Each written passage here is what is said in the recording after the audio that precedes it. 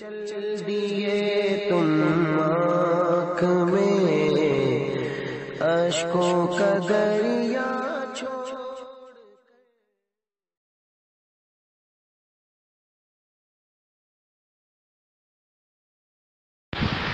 بسم اللہ الرحمن الرحیم الحمد للہ وحدہ والصلاة والسلام علی من لا نبی بعدہ۔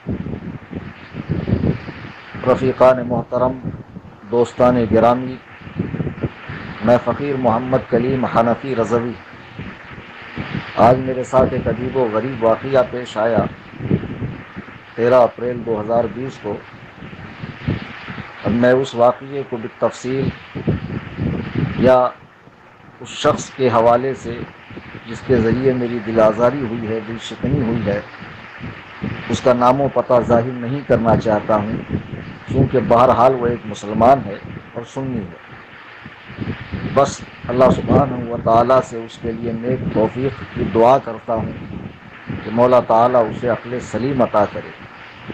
یہ ریکارڈنگ اس کے لیے بھی ہے، اور خیال تو یہ تھا کہ بس اسے ہی بھیجوں، لیکن پھر خیال آیا کہ چونکہ قرآن کریم بھی پڑھا جائے گا، حدیث پاک بھی پڑھی جائیں گی، تو کیوں نہ اسے عام لوگوں کے فائدے کے لیے عام بھی کیا جائے۔ حضرات، جو شخص اللہ سبحانہ و تعالیٰ کو اپنا رب، اپنا خالق، اپنا مالک، اس کی وحدانیت و یکتانیت پر ایمان رکھتا ہو، اور نبی آخر الزمان جناب محمد رسول اللہ صلی اللہ علیہ وسلم کو اللہ کا نبی اور آخری نبی مانتا ہو، آخرت کے دن پر ایمان رکھتا ہو، وہ مسلمان ہے۔ اب جو مسلمان ہے وہ اس بات کا پابند ہے کہ اللہ و رسول کے حکموں کی تابع داری کرے۔ ہم لوگ جنگل میں رہنے والے وہ جانور نہیں ہیں جن کے گلے میں پٹا نہ ہو، چاہے جس کا شکار کرے، چاہے جہاں گھومے، بلکہ حدیث میں فرمایا الدنیا السجن المؤمن و جنت الکافر، یہ دنیا مومن کا قید خانہ ہے اور کافر کی جنت ہے۔ جب یہ قید خانہ ہے تو یہاں ہمیں جس مقصد کے لیے بھیجا گیا ہے اور زندگی گزارنے کا جو طریقہ اللہ و رسول نے ارشاد فرمایا ہے، اسی طریقے پر رہ کر کامیاب زندگی گزاری جا سکتی ہے۔ اس طریقے سے ہٹ کر ایک بال کے برابر بھی ہٹوں گے تو بھلے آپ کی دنیا کتنی ہی شاندار ہو، آپ ملکوں کا سفر کریں اور تمام قسم کا تعیش آپ کو میسر آئے، عیش و عشرت، لیکن یاد رکھیے کہ آپ کے حصے میں آخرت کے بربادی کے سوا کچھ نہیں۔ مسلمان ہونے کی حیثیت سے آپ کے اوپر کئی ذمہ داریاں ہیں۔ ایک ذمہ داری یہ بھی ہے کہ مسلمان کو امین ہونا چاہیے۔ امین یعنی امانت دار۔ جب کوئی چیز آپ کے پاس رکھی جائے یا کہا جائے کہ فلاں کو دو، تو جس کا وہ حق ہے اس تک پہنچائے، اور جو سچ ہے وہی کہے کہ فلاں نے آپ کے لیے دیا تھا، اور جو ہے وہی لوٹائے بغیر اس میں کمی بیشی کرے ہوئے۔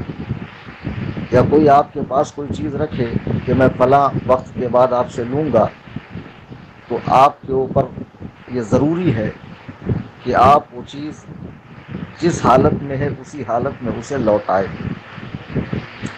لیکن افسوس، صد افسوس، آج ایسا نہیں ہو رہا ہے۔ آج دنیا میں جو یہ بیماری پھیلی ہوئی ہے، کیا یہ ہمارے شامت اعمال کا نتیجہ نہیں ہے؟ یقیناً یہ ہمارے شامت اعمال کا نتیجہ ہے۔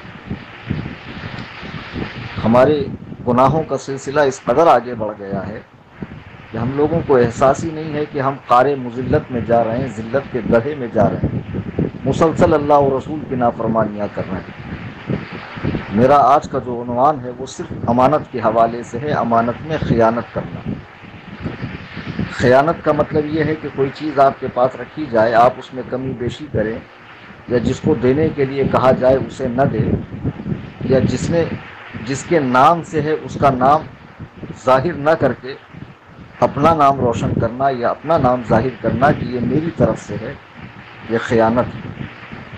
ایک بات یہاں یہ بھی بتا دوں کہ خیانت کو بعض لوگ مال کے ساتھ خاص کرتے ہیں، یعنی خیانت صرف مال میں ہوتی ہے، ایسا نہیں ہے، خیانت کئی چیزوں میں ہوتی ہے۔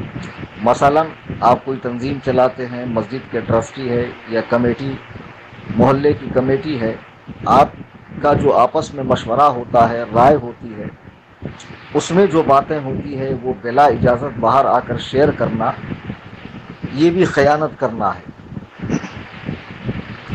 بعض چھچھورے لوگوں میں یہ عادت ہوتی ہے کہ اپنی بیوی کے ساتھ جو وقت گزارا ہے، جو رات بسر کی ہے، ان لمحات کو اپنے دوستوں میں شیئر کرتے ہیں اور بڑے مزے لے لے کر شیئر کرتے ہیں۔ اس طرح بے غیرتی اور بے شرمی کے ساری حدیں وہ پار کر جاتے ہیں اور لوگ بھی مزے لے لے کر سنتے ہیں۔ انہیں شرم کرنا چاہیے کہ جو بیوی کے ساتھ میرا معاملہ ہے یہ امانت ہے، میں اس میں خیانت کیسے کروں؟ خیانت کی بہت ساری قسمیں ہیں، خیانت کی بہت ساری قسمیں ہیں، کوئی ایک قسم نہیں ہے۔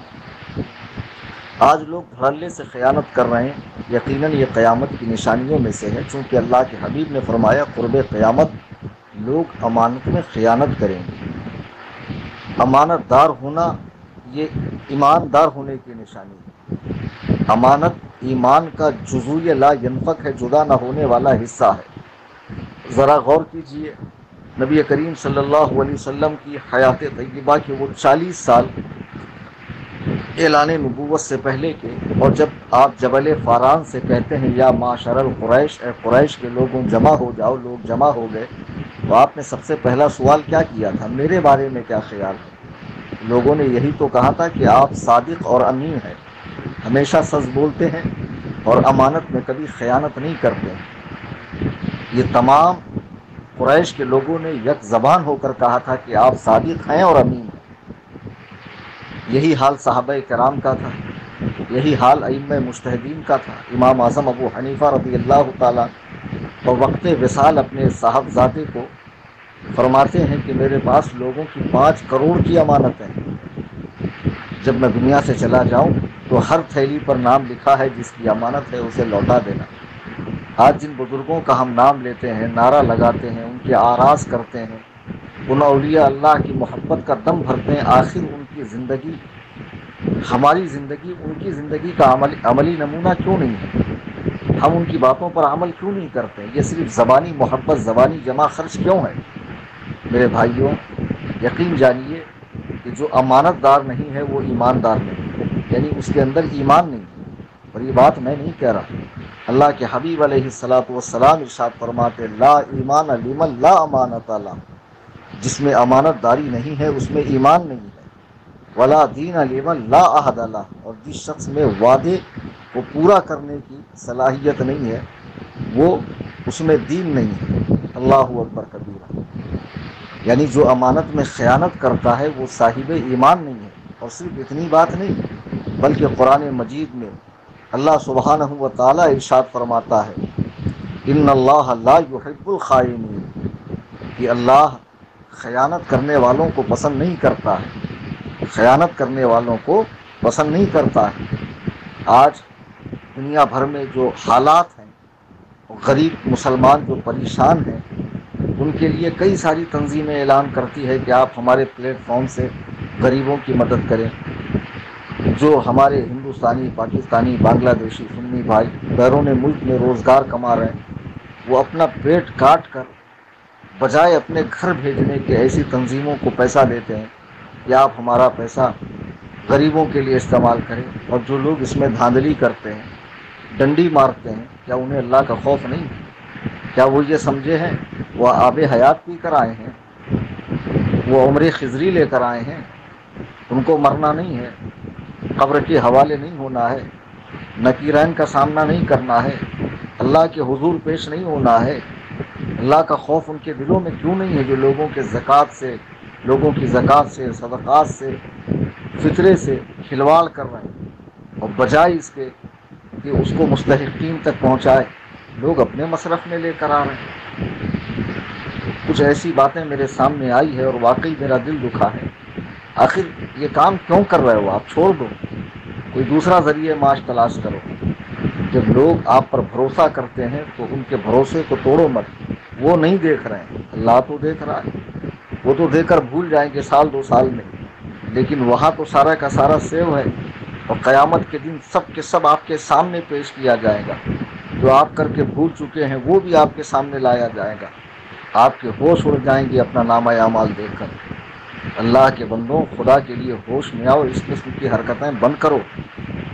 خدا و رسول کا خوف اپنے دل میں رکھو. اللہ کو منہ دکھانا ہے، اللہ کے حضور جواب دینا ہے. دنیا میں پراڈیا بن کر، دھوکے باز بن کر، لوگوں کی آنکھ میں دھول جھونک کر اپنی دنیا تو بنا لوں گے، لیکن قبر میں ایک بھیانک عذاب آپ کا انتظار کر رہا ہے. خدا کے بندوں، امانت میں خیانتیں کرنا بند کرو. امانت میں خیانت کرنے والے کے بارے میں اللہ کے حبیب ارشاد فرماتے ہیں، صحیح بخاری کی حدیث ہے جس کے راوی حضرت ابو ہریرہ ہے. فرماتے ہیں آیت المنافق ثلاث، منافق کی 3 نشانیاں. منافق یعنی وہ جس کا ظاہر مسلمان ہو اور باطن جس کے باطن میں کفر ہو اور جس کا ظاہر مسلمانوں کا ہو. تو اللہ کے نبی فرماتے ہیں ایسے شخص کی 3 نشانیاں ہیں. پہلی نشانی کیا؟ اذا حدث کذب، جب بھی بات کرے گا جھوٹ بولے گا. واذا وعد اخلف، جب بھی کوئی وعدہ کرے گا اسے پورا نہیں کرے گا. واذا تؤمن خائن، جب اسے کوئی امانت دی جائے اس میں خیانت کرے گا. خیانت کے حوالے سے اتنی احادیث موجود ہے، قرآن کریم کی آیات موجود ہے، اس کے باوجود تمہیں خوف نہیں آتا. جب لوگ، میں فقیر محمد کلیم حنفی رضوی، تنظیم سنی جمعیت الاحناف ویسے تو الحمدللہ 1.5-2 سال کے عرصے سے خدمت خلق کے شعبے میں کام کر رہی ہے، اور دنیا بھر سے لوگ ہمارا تعاون کر رہے ہیں تنظیم کا. جب میں تنظیم کا اعلان کرتا ہوں تو اپنا اکاؤنٹ نمبر، موبائل نمبر دیتا ہوں. آج تک کسی سنی نے مجھے یہ نہیں کہا کہ حضرت تنظیم کا اکاؤنٹ نمبر نہیں، آپ کا پرسنل اکاؤنٹ نمبر ہے. بس اس نے یہ بھروسہ کیا کہ ایک عالم دین ہے، عالم دین ہے، حضور تاج الشریعہ کے خلیفہ ہیں، امین شریعت کے خلیفہ ہیں، بزرگوں سے نسبت ہے، قرآن و حدیث کے جاننے والے ہیں، تو یہ میرے مال کو صحیح جگہ استعمال کریں گے. اب ان کے اموال سے میں کھیلوں، اس کو ذاتی مصرف میں لے کر آؤں، تو یقیناً وہ تو بیچارے غافل ہیں اور یقیناً وہ پورا ثواب پائیں گے. لیکن میرا حشر کیا ہو؟ میں اپنے اوپر بات لے کر کہتا ہوں، کسی کو نشانہ بنا کر نہیں کہتا. میرا حشر کیا ہوگا یہ مجھے سوچنا چاہیے کہ میرا یہ نازک بدن جو مچھر کا ڈنک برداشت نہیں کر سکتا، کھٹمل کی مار برداشت نہیں کر سکتا، ذرا سا کٹ پٹ جائے تو آنکھوں سے آنسو بہنے لگتے ہیں، ذرا سا جل جائے تو دن بھر طبیعت بے چین رہتی ہے. آخر وہ عذاب جس کے بارے میں قرآن کریم میں بار بار ڈرایا گیا ہے، قبر کی وہ بھیانک رات اور وہ بھیانک تنہائی یاد کر لینا چاہیے یہ سب کرنے سے پہلے. الحمدللہ مجھ فقیر پر لوگ اعتماد کرتے ہوئے دنیا بھر سے اپنی زکوٰۃ، صدقات، فطرے، فدیے، کفارے کی رقم اور خود مجھے نذرانے کے طور پر بہت سے لوگ پیش کرتے ہیں. اب اگر میں اس میں دھاندلی کروں، اسے مستحقین تک نہ پہنچاؤں، تو پھر مجھے اپنے حشر کے بارے میں سوچ لینا چاہیے. اور یہ بات ان کو بھی سوچنا چاہیے جن کے لیے میں یہ ریکارڈنگ کر رہا ہوں کہ اللہ کے بندے آخر ایسا کیوں؟ مسلمان ہو، سب سے بڑی دولت آپ کو یہ ملی ہے کہ آپ کو اللہ نے دولت اسلام سے مالا مال فرمایا، اور اس سے تو کروڑ ہاں کروڑ لوگ محروم ہیں. آج آپ کامیابی کس کو سمجھ رہے ہیں؟ عالی شان بنگلے کو، بہترین کاروں کو، بیرون ملک کے اسفار کو، اچھے سوٹ بوٹ کو؟ نہیں، یہ کامیابی نہیں ہے. اسے کامیابی مت سمجھیے. کامیابی یہ ہے کہ اللہ سبحانہ و تعالیٰ نے آپ کو صاحب ایمان بنایا ہے، اہل سنت و جماعت سچے مذہب میں پیدا فرمایا ہے، جس کی پہچان اس زمانے میں مسلک اعلیٰ حضرت رضی اللہ تعالیٰ نے ایسا سچا مسلک آپ کو عطا کیا ہے. یہ ساری نعمتوں کے پانے کے بعد بھی آپ ان نعمتوں کی ناقدری کر رہے ہیں، آپ امانت میں خیانت کر رہے ہیں، آپ اللہ و رسول کے حکموں سے کھیل رہے ہیں اور اسے خاطر میں نہیں لا رہے ہیں. ڈریے اللہ سے، اللہ کا خوف طاری کیجیے اپنے اوپر اور ان حرکات سے باز آئیے. میں دعا کرتا ہوں کہ مولا تعالیٰ آپ کو نیک توفیق عطا فرمائے، اور وہ لوگ یا وہ تنظیمیں جو لوگوں سے اموال لینے کے بعد اسے صحیح جگہ استعمال نہ کر کے ناجائز و حرام کام میں استعمال کرتے ہیں، ٹی وی میں، مووی میں، اپنے پیر کے ایڈورٹائزنگ میں، ایسے لوگ بھی ہوش میں آئیں کہ مال زکوٰۃ کے مصارف کیا ہیں قرآن کریم سے سمجھیں۔ اور جب آپ کو زکوٰۃ کا وکیل بنایا گیا ہے، وکیل ہی بنایا گیا ہے، ٹھیک ہے، آپ کو وارث نہیں بنایا گیا ہے، تو آپ وہیں خرچ کیجئے جہاں خرچ ہونے کی جگہ ہے، جہاں یقیناً قرآن و حدیث کے مطابق خرچ کیا جا سکتا ہے۔ اپنی مرضی مت استعمال کیجئے، اسے غبن مت کیجئے، دبائیے مت کہ لوگ اس طرح کی حرکتیں کر رہے ہیں وہ باز آ جائیں۔ بحمدللہ ثم الحمدللہ، میں آج اس ریکارڈنگ کے ذریعے ان تمام لوگوں کو یہ نوید مسرت دینا چاہتا ہوں، خوشخبری دینا چاہتا ہوں کہ جن لوگوں نے 5-6 سال کے عرصے میں، جب سے سنی جمعیت الاحناف قائم ہوئی، پہلے کتابوں کی اشاعت ہوئی، جلسے وغیرہ، مساجد کی ائمہ کی تنخواہ، بحمدللہ 1.5 سال کے عرصے سے لگ بھگ غربا میں راشن تقسیم ہوتا ہے، لاک ڈاؤن میں 3 مرتبہ راشن، سبزی وغیرہ، کیش وغیرہ، اور 30 روزہ لنگر کا اہتمام ہوا۔ اس تنظیم کا جن لوگوں نے تعاون کیا وہ اس بات کا یقین کامل رکھیں، اعتماد رکھیں کہ بحمدللہ آپ کا پیسہ صحیح جگہ استعمال ہوا ہے۔ اگر اسے غلط جگہ میں نے استعمال کیا ہے تو یقیناً عند اللہ مجھے جواب دینا ہوگا، اور آپ میری ذلت و رسوائی اپنی آنکھوں سے دیکھیں گے۔ لیکن آپ خوش ہو جائیے کہ فقیر نے جن لوگوں نے یہ کہہ کر دیا حضرت یہ مال زکوٰۃ ہے، یہ صدقہ ہے، یا یہ فلاں کے ایصال ثواب کے لیے، اس کا پیسہ وہیں استعمال ہوا ہے، اور بحمدللہ اسی یقین کے ساتھ لوگ دیتے بھی ہیں۔ ایک عالم دین ہے، حضور تاج الشریعہ کے مرید بھی ہیں، خلیفہ بھی ہیں، حضرت سے قربت بھی ہے، اور یقیناً حضرت نے جب انہیں قریب بنایا ہے تو کچھ دیکھ کر بنایا ہے، اور اسی بھروسے کے ساتھ لوگ مجھے اپنے اموال کا امین بناتے ہیں، اور بحمدللہ ثم الحمدللہ میں ان کی امانتوں میں بلا خیانت اس کو مستحقین تک پہنچاتا ہوں، اور آئندہ بھی میرا یہی کام رہے گا۔ میری گزارش ہے کوئی شخص بھی تنظیم سنی جمعیت الاحناف سے کھلواڑ نہ کرے، یا دیگر تنظیمیں جو اہل سنت و جماعت کی ہے وہ لوگوں کے اموال کے ساتھ کھلواڑ نہ کرے۔ مولا تعالی ہم سب کو قرآن و سنت کا پابند بنائے، اہل سنت کے سچے مذہب پر قائم رکھے، جس کی پہچان اس زمانے میں مسلک اعلیٰ حضرت ہے۔ فی امان اللہ، السلام علیکم۔